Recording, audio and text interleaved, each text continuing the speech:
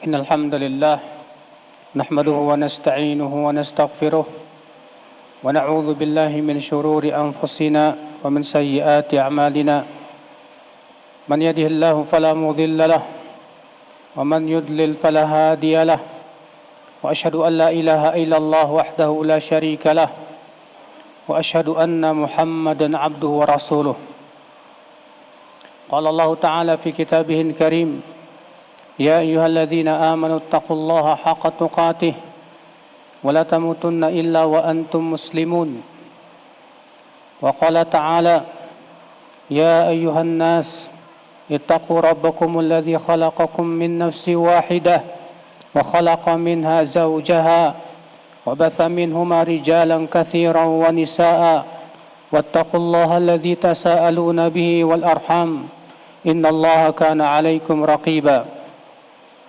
وقال تعالى يا أيها الذين آمنوا اتقوا الله وقولوا قولا سديدا يصلح لكم أعمالكم ويغفر لكم ذنوبكم ومن يطع الله ورسوله فقد فاز فوزا عظيما أما بعد فإن أصدق الحديث كتاب الله وخير الهدي هدي محمد صلى الله عليه وسلم وشر الأمور محدثاتها وكل محدثة بدعة وكل بدعة ضلالة وكل ضلالة في النار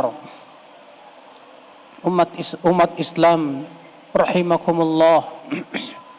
Senantiasa kita memuji Allah Subhanahu wa taala yang telah memberikan kepada kita banyak sekali kenikmatan. Kenikmatan yang terbesar adalah diberikan kepada kita keimanan dan keislaman. Maka kewajiban kita mensyukuri nikmat ini dengan cara terus menjaga keimanan dan keislaman kita. Menjaga keimanan dengan cara menjalankan perintah-perintah Allah dan menjauhi larangan-larangan Allah Subhanahu wa taala. Karena sesungguhnya ya akhi, melaksanakan perintah Allah itu menambah keimanan. Sedangkan melakukan kemaksiatan itu bisa mengurangi keimanan. Maka apabila kita ingin menjaga keimanan kita, laksanakanlah amalan-amalan saleh yang Allah perintahkan, berupa salat. Demikian pula yang wajib maupun yang sunnah. Demikian pula kita laksanakan zikir kepada Allah berupa membaca Al-Quran dan yang lainnya.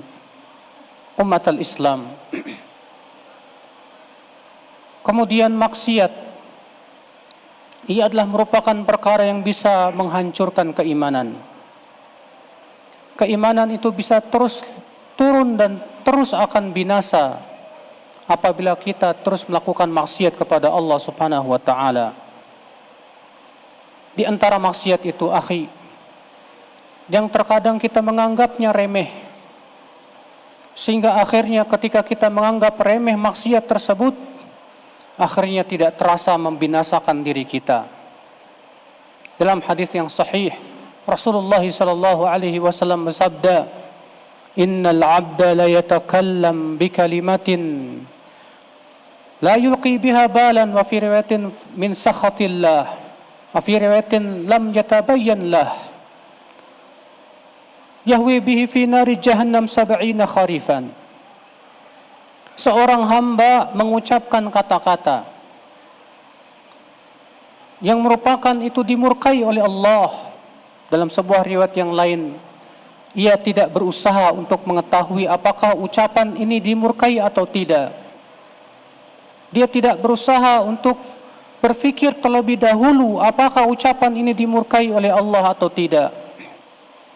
Ternyata gara-gara ucapan itu, kata Rasulullah, ia masuk ke dalam neraka jahanam sejauh 70 tahun. Subhanallah, hanya karena ucapan yang kita anggap remeh. Terlebih ketika kita bercanda. Ketika kita bercanda, kita mengucapkan kata-kata yang kita anggap remeh. Dan bisa jadi perkataan yang kita anggap remeh itu ternyata besar di mata Allah Subhanahu wa taala. Sebagaimana Abu Ya'la meriwayatkan juga, wa Nabi sallallahu alaihi wasallam bersabda, Innal 'abda la yatakallam bi kalimatin liyudhika bihin nas. Seorang hamba mengucapkan kata-kata tujuannya agar manusia tertawa. Yahwi bi fi nari jahannam ab'ad ma bainal masyriq wal maghrib.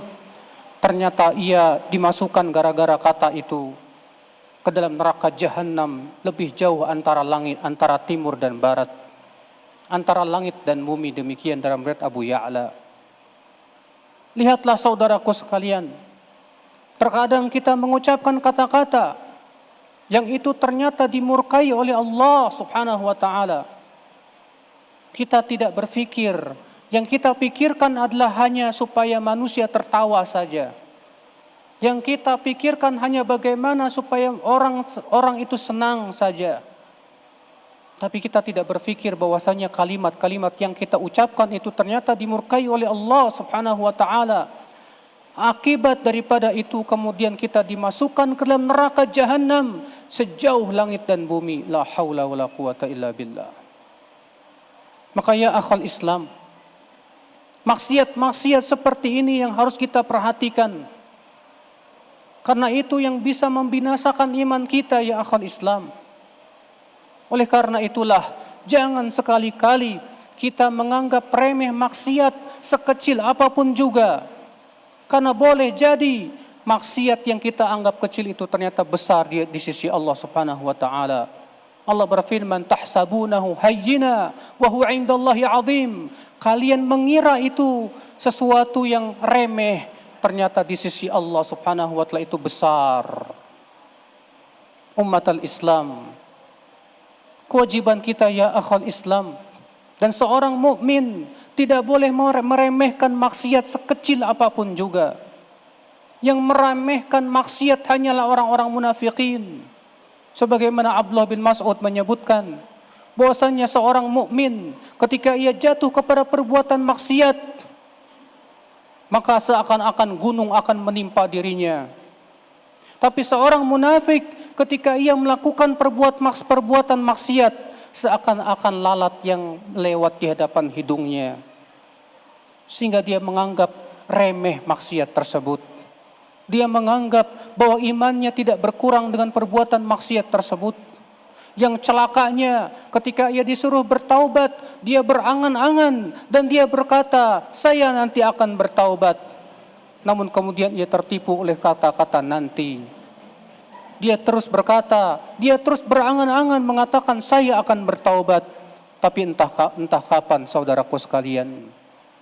Maka kewajiban kita ya akhal Islam, seorang muslim, seorang mukmin, jangan sekali-kali menganggap remeh perbuatan maksiat kepada Allah Subhanahu wa taala. Karena di belakang maksiat itu ya akhi, ada hal-hal yang lebih besar daripada maksiat. Yang kamu maksiati adalah Allah Jalla wa Ala.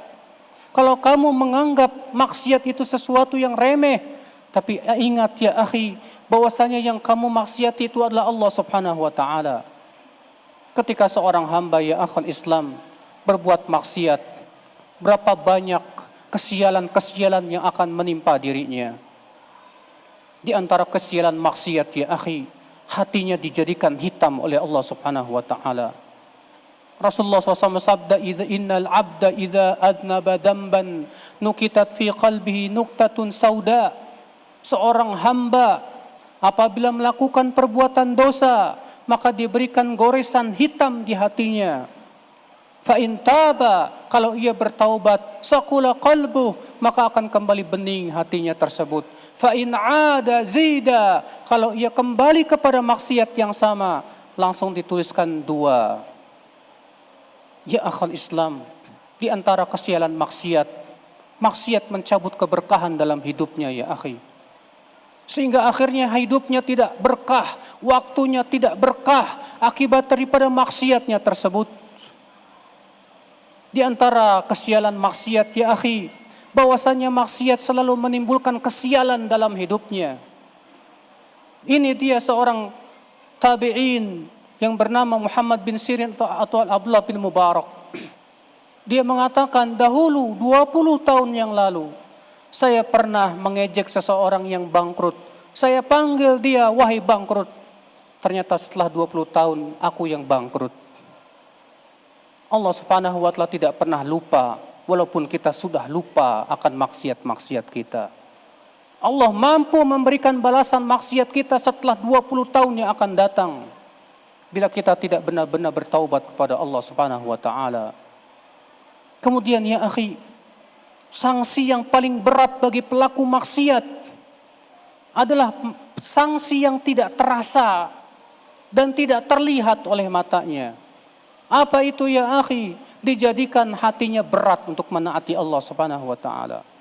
Dijadikan lisannya keluh untuk berzikir kepada Allah Subhanahu wa taala.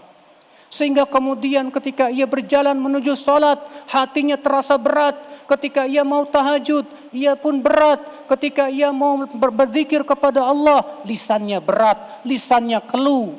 Dia lebih senang bernyanyi, dia lebih senang bersyair, dia lebih senang dengan hal-hal yang tidak ada padanya zikir kepada Allah Subhanahu wa taala, dengan perkara yang sia-sia akibat daripada perbuatan maksiatnya tersebut. Allah jadikan hatinya berat kepada ketaatan. Cukuplah itu ya akhi, sanksi yang berat bagi orang yang melakukan perbuatan maksiat. Hatinya telah kelam, sehingga untuk menuntut ilmu dan duduk di majlis ta'lim pun sangat berat sekali. Sehingga pada waktu itu ia menjadi orang yang paling zuhud terhadap ilmu dan amal. Subhanallah, betapa mengerikannya maksiat akhi di dunia dan akhirat. Wabillahi taufiq. Aqulu qawli hadha wa astaghfirullah li wa lakum.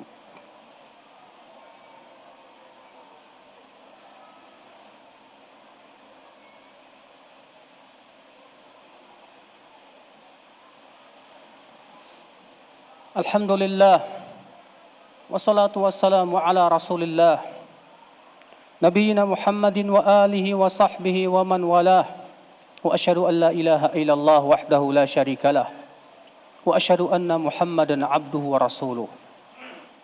Ummatal Islam, di antara pengaruh buruk maksiat ya akhi, bahwasanya maksiat itu menjadikan kita rendah di dunia dan akhirat. Kita lihat para pelaku maksiat Allah rendahkan di dunia dan akhirat. Siapa di antara kita yang mau disebut iblis? Iblis begitu hina di mata kita. Sampai-sampai kalau kita dipanggil iblis kita akan marah. Mengapa? Karena Allah hinakan iblis sehina-hinanya akibat maksiat dia kepada Allah Subhanahu wa taala. Barangkali di antara kita tidak ada yang ingin disebut Fir'aun. Kenapa kita tidak mau disebut Fir'aun? Karena ternyata Allah hinakan sehina-hinanya Fir'aun akibat maksiat dia dan kekafiran dia kepada Allah Subhanahu wa taala. Demikian ya akhi, para pelaku maksiat walaupun ketika hidupnya terlihat mulia, lihat Fir'aun ketika hidupnya seorang raja, bahkan dia mengaku dirinya Tuhan. Tapi ketika ia telah meninggal dunia, Allah hinakan, Allah jadikan namanya buruk seburuk-buruknya. Bagi Allah itu mudah ya akhal Islam.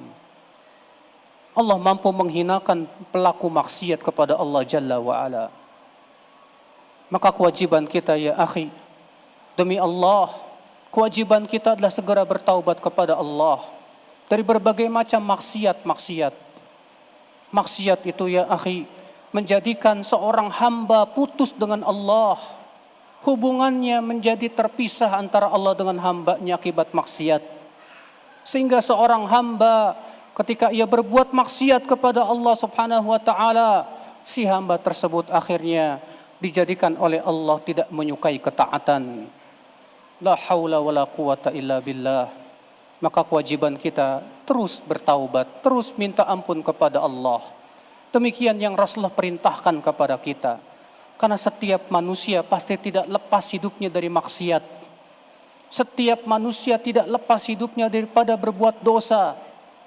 Akan tetapi Rasulullah memberikan kepada kita ajaran dan bimbingan agar kita senantiasa bertaubat kepada Allah. Rasulullah bersabda, "Ayuhan nas, tubu ilallah wastaghfiruh." Wahai manusia, taubatlah kalian kepada Allah dan mohonlah ampun kepada Allah, karena aku setiap harinya, kata Rasulullah, bertaubat dan minta ampun 100 kali. Bayangkan, padahal beliau sudah dijamin masuk surga, sementara kita tidak ada jaminan masuk surga, ya akhal Islam. Demikian pula Rasulullah menyuruh, ya akhi, setiap kali kita jatuh kepada perbuatan maksiat, kita langsung balas dengan perbuatan amalan saleh. Rasulullah bersabda, wa atbi'is sayyi'atal hasanata tamhuha. Ikutilah perbuatan buruk itu dengan perbuatan amalan saleh. Niscaya amalan saleh itu akan menghapus perbuatan buruk. Inilah yang kita lakukan karena kita semua manusia. Karena setiap manusia pasti jatuh kepada maksiat dan dosa. Akan tetapi yang terbaik adalah yang segera bertaubat kepada Allah, yang senantiasa kembali kepada Allah. Dan Allah mencintai orang-orang yang senantiasa istighfar, yang senantiasa memohon ampun kepada Allah Subhanahu wa taala. Allahumma salli ala Muhammad wa ala ali Muhammad kama sallaita ala Ibrahim wa ala ali Ibrahim innaka Hamidum Majid. Wa barik ala Muhammad wa ala ali Muhammad kama barakta ala Ibrahim wa ala ali Ibrahim innaka Hamidum Majid. Allahumma ighfir lil muslimina wal muslimat wal mu'minina wal mu'minat al ahya'i minhum wal amwat innaka sami'un qaribun mujibud da'wat fa ya qadhil hajat. Allahumma tub alaina innaka antat tawwabur rahim. Allahumma aslih wulata umurina ya rabbal alamin. Allahumma ij'alna minat tawwabin. Allahumma tub alaina innaka antat tawwabur rahim. Allahumma atina fid dunya hasanah wa fil akhirati hasanah wa qina adzaban nar. Ibadallah, innallaha ya'muru bil adli wal ihsan wa ita'i dzil qurba wa yanha 'anil fahsya'i wal munkari wal baghi. يعظكم لعلكم تذكرون فاذكروا الله العظيم يذكركم واشكروه على نعمه يزدكم ولذكر الله أكبر.